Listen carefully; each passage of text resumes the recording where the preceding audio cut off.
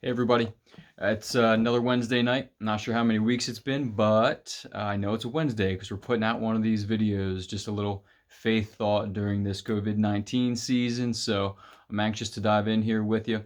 Um, and the title for tonight's lesson is going to be Why Love Defeats Fear. Why Love Defeats Fear. Now, we all know that fear is just a human emotion, and it's common with all of us. There's all kinds of things that people are afraid of. People are afraid of heights. People are afraid of tight spaces, snakes. People are afraid of junior hires. Okay. Now, I'm not one of those people, and you know that. I love you guys. But some people just, they get a little freaked out by it, and that's okay, right? You'll grow out of it.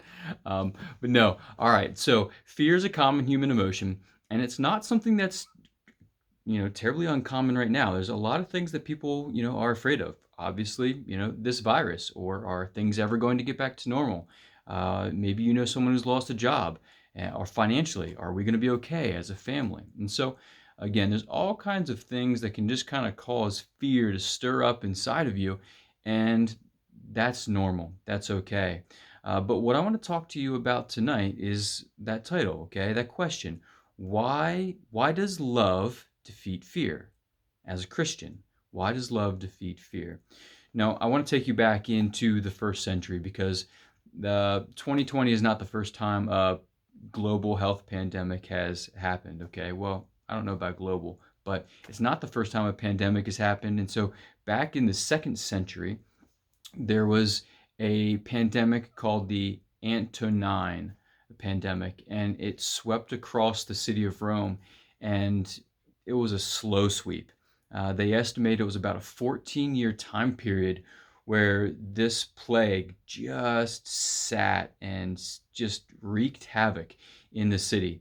And you can imagine after 14 years, just the level of uh, devastation that would have been left behind. And many people think it was kind of the beginning of the end for the Roman Empire, as it was one of the first kind of health pandemics to weaken their military and really their whole economic system. And so, roughly from about 160 to 180, in that time period, about 14 years, this Antonine pandemic just it destroyed so many people in Rome. They estimate at its peak about 2,000 people per day in Rome were dying. Okay, that's a lot. Okay, I mean New York City, which is a gargantuan city, isn't seeing those kind of numbers on a daily basis. I don't know. I've kept track a little bit, but I don't think they're seeing 2,000 a day. They're probably 20,000 total or something like that, last I checked. So that's a lot. They also are going to guess that by the time it was all over, it had ravaged between 7 and 10% of the entire population in Rome. So 1 out of 10 people, right? 1 out of 10 people died from this. Now, we haven't even come close to knowing 1 out of 10 people who have it, okay? But in Rome, 1 out of 10 people had died because of this pandemic.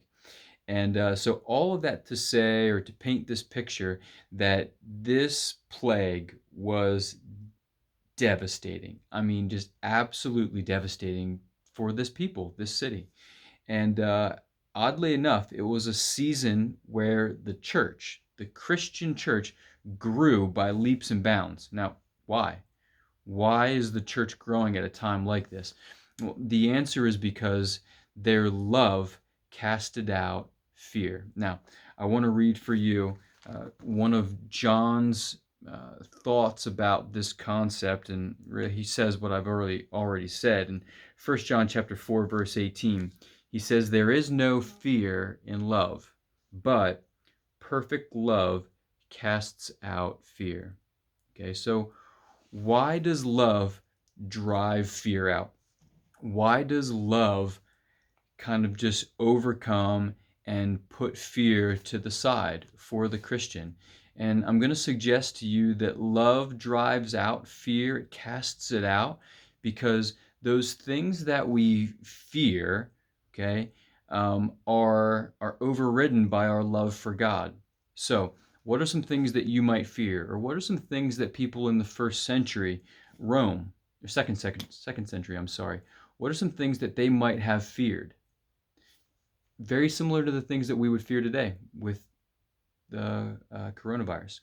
They would have feared getting the virus itself, um, contracting the virus and getting very sick and potentially dying. So they love their life. I love my life. I hope you do too. Okay? But I love God more than I love my own life. So because I love God more than I love my life, my perfect love drives out that fear, the fear of losing my own life. Okay? You might also be fearful of the economy or financial ramifications. Okay? And so if I love my bank account, if I love the comfort that it brings, okay, this life that I have, the American dream or whatever you want to, throw into that basket, if I love those things more than I love God, okay, COVID-19 threatens those things. If my love for God is greater than my love for those things, then I can say goodbye to those things. Something that I just, to be bluntly honest, I miss right now. I miss sports. I really wish I could watch a Phillies game. Okay, I just I heard a baseball announcer on the radio the other night, and they were replaying a game, and just the sound of his voice just brought back good feelings. I love it. All right, it's something I enjoy. But if I love that more than I love God, I'm going to be fearful of losing it. But because I love God more than I love sports, I'm going to be okay. And even though I want baseball to come back, if it never comes back as a Christian, I'm going to be just fine. Okay, so I'm not fearful of that. And so the church ended up exploding in this second century because while many people, doctors, were fleeing the city for the sake of their own life to preserve what they loved, the Christian church, the people who loved and followed Jesus, they stayed. Okay? They stayed because they had neighbors who needed them. They had pagan neighbors who did not have food, could not care for themselves. And so the Christian church in that season, rather than run out of fear, they planted roots and they stayed and they ministered, they met needs. And because of that, I mean, just think about someone who you would have considered to be on the other side of the fence from you on whatever the subject was. In this case, it's religion. So someone who's just vastly different from you, okay? They believe in a God that you don't believe in. But when you are like at the bottom of the barrel and when you just are at your wit's end and you need help, your like-minded people have left you, but now you're being ministered to by someone who loves a different God than you do. That changes you, okay? And so in 2019, we have that same opportunity. Now, we've got hospitals, right? And we've got doctors and ways to care for people. And people who aren't Christians are on the front lines as well and demonstrating just a really genuine, selfless kind of love. And that's a great thing. But as Christians, our love is different because it's driven because our love for God. Okay? It's not out of obligation or duty. We don't love other people because of that. We love and meet other people's needs because we love God first. We recognize that we've been loved, and so in turn we love others. It's reciprocal. All right. So, a couple of quick questions for you. What is it that you fear losing? All right. What is it that you fear losing today? Okay. And two, are you willing to lose those things for the greater good? Whatever it is you're willing to lose, that's okay. Whatever you fear losing, that's fine. But are you willing to lose those things for the greater good? And now who needs you to step out? Okay. Who in your life needs you to step out and love them? Okay. Because they might be weak. All right. There we go. Perfect love casts out all fear. Again, love and miss you guys and anxious to see you again. Okay. See ya.